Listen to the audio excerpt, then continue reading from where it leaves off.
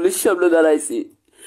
শেখ হাসিনার গুল্লি আমাদেরকে শহীদ করে নাই, আমাদেরকে রেখে গেছে, আমাদেরকে আল্লাহ বাঁচাইছে। তার মানে এই না রে ভাই যে আমি স্বাধীন দেশে মার খাবো, তার মানে এই না। এখন পর্যন্ত সেনাবাহিনীর মধ্যে, এখন পর্যন্ত সেনাবাহিনী গোয়েন্দা বিভাগের মধ্যে ভাই শয়ে শয়ে আওয়ামী লীগের টিমের লোকেরা রয়ে গেছে ভাই। আজকে আপনারা যারা যারা আমার লাইভ দেখেছেন হয়তো তারা বুঝেছেন, এই মুহূর্তে আমি একটা সেভ হাউসে আছি। আমি জানি না আজকে রাতটা আমি বাঁচবো কিনা। যদি বেঁচে থাকি তাহলে অবশ্যই আপনারা দেখবেন আমার শরীরের কন্ডিশন খুবই খারাপ। আর ওখানে প্রথম আলোতে যখন আমি বক্তৃতা শেষ করলাম, বক্তৃতা দেওয়ার পরে আমি ঢাকা বিশ্ববিদ্যালয়ের দিকে যাচ্ছিলাম। অলরেডি মেট্রোতে আমি চলে আসছিলাম। মেট্রোতে আসার পরে ওখানে 10 জন সেনাবাহিনীর লোক এবং গোয়েন্দা সংস্থার লোক এসে 10 জন আমাকে উঠাইনি, আমাকে বলতেছে যে আমাদের সাথে চলেন। এরপর আমাকে নিয়ে গেল, অনেক তর্ক বিতর্ক করার পরে ওরা আমাকে নিয়ে গেল। যখনই আমি বের হচ্ছিলাম ঠিক তখনই আমি আমার সমন্বয়ক রিপাত রশিদকে একটা ভয়েস দিলাম যে আমাকে প্রথম আলোতে আমি আসছিলাম, এখানে প্রথম আলোর বিরুদ্ধে লেকচার দেওয়ার কারণে আমাকে গোয়েন্দার লোক এবং সেনাবাহিনীর লোকেরা উঠাই নিয়ে যাচ্ছে। এটা বলে রিফাতকে আমি ভয়েস মেসেজ দিলাম। অ্যান্ড ওখান থেকে যখন তারা আমাকে নিয়ে গেল, আমি যখন ভয়েস মেসেজ দিচ্ছিলাম রিফাতকে, তখন আমার থেকে মোবাইলটা নিয়ে চলে গেল। মোবাইল নেওয়ার পরে আমাকে ইনভেস্টিগেশন করলো আমি কি কাজ করি। আমি বললাম যে আমি ঢাকা বিশ্ববিদ্যালয়ের সাথে কাজ করি, বৈষম্য বিরোধী ছাত্র আন্দোলনের একজন সদস্য। এরপরে আমি জাতীয় নাগরিক ঐক্য কমিটির উত্তরা শাখার একজন সদস্য। এগুলা বলার পর আমাকে জিপে বসাইলো। বসানোর পরে আমাকে নিয়ে 1 ঘন্টা এলোমেলো সারা ঢাকা শহরে 1 ঘন্টার মতো আমাকে এলোমেলো ঘুরাইছে, আমাকে মারান। আর এখানে বলতেছে যে আজকে ওখানে নিয়ে তোকে শুট করব, ওইখানে নিয়ে তোকে হ্যান করবো ত্যান করবো। ও অনেকে বলতেছে যে আমার কাছে এক্সট্রা ম্যাগাজিন আছে, ওরে শেষ করে দিব। ঠিক আছে, ওরা সবগুলা কিছু কিছু সেনাবাহিনীর মধ্যে কিছু কিছু লোক আছে না আওয়ামী লীগ এবং স্বৈর শাসকের দোষর, ওরা সবগুলো ছিল ওই টিমে, সবগুলো ছিল আওয়ামী লীগের দোষর। এবং আমার এটাও বলতেছে যে ওই 5 তারিখে তুই তোর সমন্বয়ক তোদের কাউকে কিছু বলে নাই, তার মানে এই না যে তোদেরকে ধরবো না, তোদের একে একে একটা একটা করে ধরবো, একটা একটা করে শেষ করবো, তুই সমন্বয়ক হবি না, সমন্বয়ক তোর। এটা বলে আমাকে অকথ্য ভাষায় গালাগালি করছে। গালাগালি করার পরে ওদের বস ফোন দিছে। ফোন দেওয়ার পরে ঢাকা শহরে ঘোরার পরে আমাকে আবার প্রথম আলোর অফিসে নিয়ে গেল। যখন প্রথম আলোর অফিস থেকে লোকজন সরে গেছে, তখন প্রথম আলোর অফিসে ওখানে তারপরও কিছু লোক ছিল, সবাই দেখছে। প্রথম আলোর অফিসে গ্রাউন্ড ফ্লোরে আমাকে নিয়ে গেল। নিয়ে যাওয়ার পরে সেম ভাই, প্রথম আলোর গ্রাউন্ড ফ্লোর পার্কিং যেটা আছে এটা সেম একদমই আয়নাঘরের মতো ভাই। আয়নাঘর যতটুকু শুনছি আয়নাঘর থেকেও ভয়ঙ্কর। ওখানে নিয়ে যাওয়ার পরে প্রায় 10 জন সেনাবাহিনী এবং গোয়েন্দা সংস্থার লোক আমাকে কুকুরের মতো পিটাইলো, কুকুরের মতো একদম ভাই, কুত্তার মতো আমাকে পিটাইছে, কুত্তার মতো। বলতেছে যে তুই এই সরকারের বিরুদ্ধে বলিস। আমি বললাম যে ভাই, এই সরকারকে আমি রক্ত দিয়ে বসাইছি, আমি কেন এই সরকারের বিরুদ্ধে বলবো। এবারে আমার ফেসবুক চেক করে দেখলো যে না, হ্যাঁ আমি প্রতিটি আন্দোলনের সাথে ছিলাম, প্রতিটি ক্ষণ মুহূর্তে আমি ছিলাম। এরপরে আমাকে বলতেছে তাইলে তুই ঠিক আছে আন্দোলন করছিস, এখানে কেন আসছিস। আমি বলছি যে আমি বৈষম্য বিরোধী ছাত্র আন্দোলনের সাথে যুক্ত, যার কারণে বিভিন্ন ন্যায়সঙ্গত যৌক্তিক দাবির সাথে আমি একমত পোষণ করার জন্য আসছি, এখানেও আমি একমত পোষণ করার জন্য আসছি। আমাকে একদম কুকুরের মতো পিটাইছে ভাই। আমার শরীর, হয়তো আপনি আমার কথা শুনে আপনারা আমার কথা বুঝবেন না, আমার শরীর খুবই খারাপ কন্ডিশন করে ফেলছে। আমি হয়তো আজকে রাতটাই বাঁচবো, কিন্তু আমার দুঃখ শুধু এইটা, পরাধীন দেশে আমাকে মনে করেন আন্দোলনের সময় আওয়ামী লীগের লোকেরা আমাকে নিয়ে গেল, বসুন্ধরাতে নিয়ে গিয়ে আমাকে 3 জন একসাথে মনে করেন জানোয়ারের মতো পিটাইছে। এরপরে মনে করেন আমাকে 500 টাকা হাতে ধরাই দিয়ে আমাকে যান ভিক্ষা দিয়ে আমাকে ছেড়ে দিছে।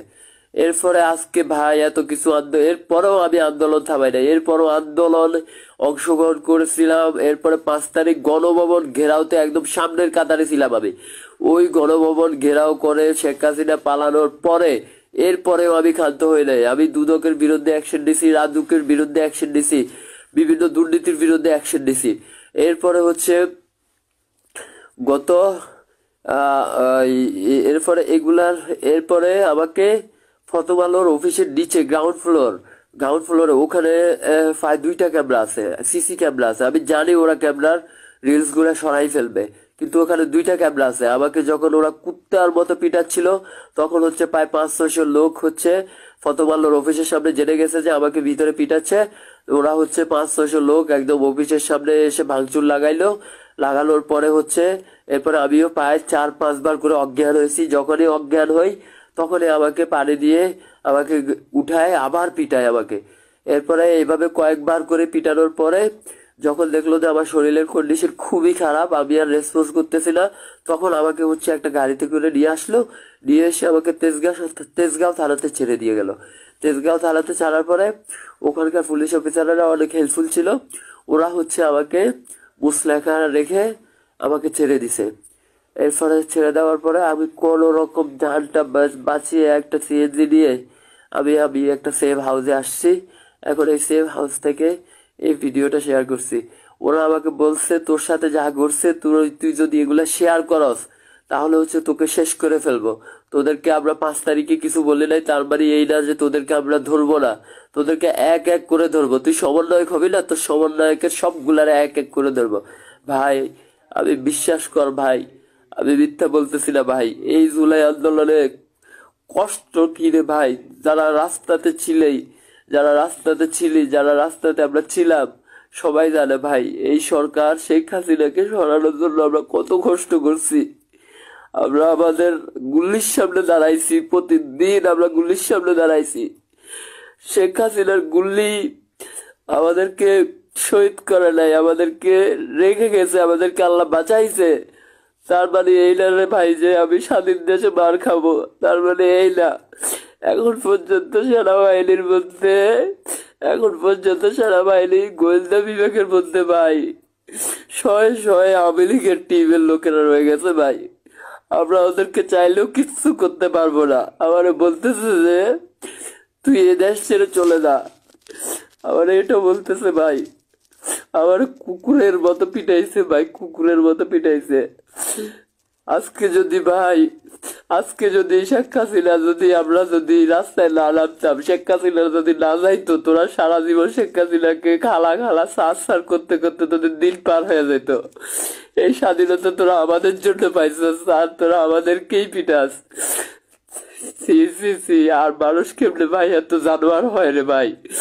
ভাই বিশ্বাস করবি না ভাই, আওয়ামী লীগের যারা নেতা বা যারা আওয়ামী লীগ করে তাদের মধ্যে থেকে কত আন্দোলনে আমাকে উঠাই নিয়েছিল। ওরাও এতটা জানোয়ার ছিল না ভাই।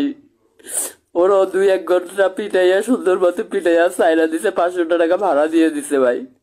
আর তোরা হচ্ছে কুকুরের মতো আমার পিটাইছস। পিটানোর পরে বলতেছ আচ্ছা তুই সমন্বয়ক হবি, তুই যদি এই কথা যাইয়া যদি প্লাস করিস তোকে শেষ করে দিব, এইভাবে বলতেছে। আর তোদের একটা একটা করে ধরবো ভাই। আমি বুঝে গেছি ভাই, এই দেশে আর কিছু হবে না ভাই।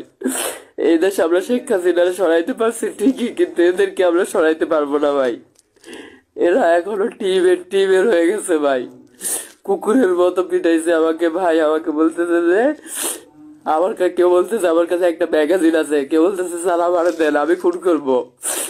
এরপরে কেউ বলতেছে স্যার আমাকে দেন আমি আরো 1 ঘন্টা পিটাই। মানে ভাই ভাষায় প্রকাশ করার মতো না, এটা ভাষায় প্রকাশ করার মতো ছিল না রে ভাই। এই হলো অবস্থা। কুকুরের মতো পিটানোর পরে যখন দেখছে আমার শরীর আর রেসপন্স করতেছে না, তখন আমাকে তেজগাঁও থানাতে নিয়ে গেছে। তেজগাঁও থানাতে তাও ওখানকার সেনাবাহিনীর মধ্যে একজন লোক ছিল খুবই ভালো, নর্মাল সৈনিক টাইপের। সে তার অনেক রিকোয়েস্টের পরে বলছে যে তুই শিউর দে যে তুই এই দেশ ছেড়ে চলে যাবি। সমন্বয় খায়তান এগুলো সব বাদ দে, এগুলো কেউ টিকতে পারবে না। তুই এই দেশ ছেড়ে চলে যা, তুই অলরেডি আমাদের পোকাসে পড়ে গেছিস, তোর আমরা শেষ করে দিব। এরপরে একজনে অনেক রিকোয়েস্ট করার পরে ওরা আমাকে দেখলো যে যখনই প্রথম আলোর সামনে হাঙ্গামা হচ্ছে, তখন আমাকে একটা গাড়ি করে প্রথম আলোর থেকে গ্রাউন্ড ফ্লোর থেকে বের করে নিয়ে এসে সোজা তেজগাঁও থানাতে এনে আমাকে এখানে দিয়ে গেছে। এরপরে তেজগাঁও থানার যে পুলিশ অফিসার ছিল ওই পুলিশ অফিসার আমাকে অনেক ভালো রেসপন্স নিয়ে আমাকে লেখা রেখে ওই পুলিশ অফিসার আমাকে ছেড়ে দিল। আমি কোনো রকম দাঁড়িয়ে কোনো রকম রাস্তায় এসে ভাই আমি শুয়ে গেছি ভাই, দাঁড়াতে পারি নাই।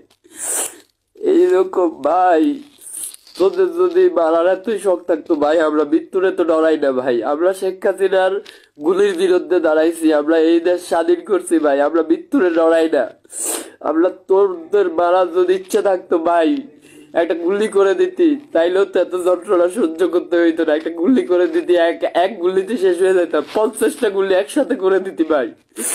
কিন্তু তো তোরা তো জানোয়ারের মতো পিটাইছিস রে ভাই। সমস্যা নাই, আমার আল্লাহ দেখছে, আল্লাহ কারিম। যে আমার উপরে জুলুম হয়েছে না, এই প্রথম আলো আর ডেইলি স্টার, এই প্রথম আলো আর এই ডেইলি স্টার এই বাংলাদেশে সার্ভাইভ করতে পারবে না। আর যদি সার্ভাইভ করে তাহলে প্রিয় সরকার আপনি শুনে রাখেন, আমাদের রক্তের বিনিময়ে আপনাকে বসাইছি। আমার ফেসবুক অ্যাকাউন্টে ঢুকে আমার অ্যাক্টিভিটি চেক করবে, শেষ 2016 থেকে, সেই 2016 থেকে শেখ হাসিনার বিরুদ্ধে শুরু করেছিলাম, অন্যায়ের বিরুদ্ধে কথা বলা শুরু করেছিলাম। সে 2016 থেকে শুরু করেছিলাম, আন্দোলনে অংশ করছি, গণভবন গেরামতে সামনে ছিলাম। এইরকম প্রতিটা মত্ত গুল্লির সামনে আমরা দাঁড়াইছি, গুল্লির সামনে দাঁড়িয়ে রক্ত দিয়ে আপনাদেরকে বসাইছি। আপনি লিখে রাখেন, যদি প্রথম আলো, যদি ডেইলি স্টার টিকে থাকে আপনি ব্যর্থ হবেন। আর আপনি যদি ব্যর্থ হন, কল্লাটা আজকে তো আমাকে মেরেই ফেলতো। আর হচ্ছে আমি পাবলিশ করতেছি না, হয়তো আগামী আজকে রাতে হয়তো আমি এমনিই মরে যাব। ওরা আমার উপরে খুব অত্যাচার করছে, আজকে রাতে হয়তো আমি এমনিই মরে যাব। আর যদি না মরে তাহলে আগামীকালকে ওরা আমার আর বাঁচতে দিবে না, ওরা আমাকে শেষ করে দিবে। আমি আমার মোবাইল ফ্লাইট মোড দিয়ে রাখছি, আমি আমার অন্য ফ্রেন্ডের মোবাইল ইউজ করতেছি, ব্যাস ওরা আমাকে এই ভিডিওটা শেয়ার করে আমি আমার মোবাইল ফ্লাইট মোড মেরে দিব। তো ওরা আমাকে বাঁচতে দিবে না, এই ভিডিওটা দেখার পরে ওরা আমাকে বাঁচতে দিবে না। আবার যারা ভাইরা, নাহিদ ভাই, আসিফ ভাই, বিশ্বাস করেন ভাই, আজকে আমাকে ধরছে ভাই, কালকে আপনাদেরকে ধরবে। কুকুরের, আপনারা যেরকম নাহিদ ভাই কুকুরের মতো পিটাইছে না, আমারও ভাই কুকুরের মতো পিটাইছে ভাই। জানেন তো ভাই আওয়ামী লীগের লোকগুলো কতটা জানোয়ার হয়, বিশ্বাসই করতে পারবেন না ভাই। কুকুরের মতো পিটাইছে, যদি 50টা রাউন্ড আমার বুকে গুলি চালাই দিত একসাথে, সাথে সাথে আমাকে বাইরে দিত, তাইলে ভাই এত দুঃখ থাকতো না ভাই। এরপরে পরাধীন দেশে যদি শেখ হাসিনার হাতে মরে যাইতাম ভাই, তাহলেও এত দুঃখ থাকতো না ভাই। কিন্তু ভাই আজকে স্বাধীন দেশে ন্যায়সঙ্গত কথা বলতে গিয়ে আমাদেরকে পিটানো খাইতে হইতেছে ভাই, কুকুরের মতো পিটাচ্ছে আমাদেরকে। আপনি বলেন ভাই, ডেইলি স্টার প্রথম আলো যদি থাকে, এই সরকার কি কখনো সফল হতে পারবে? ইম্পসিবল।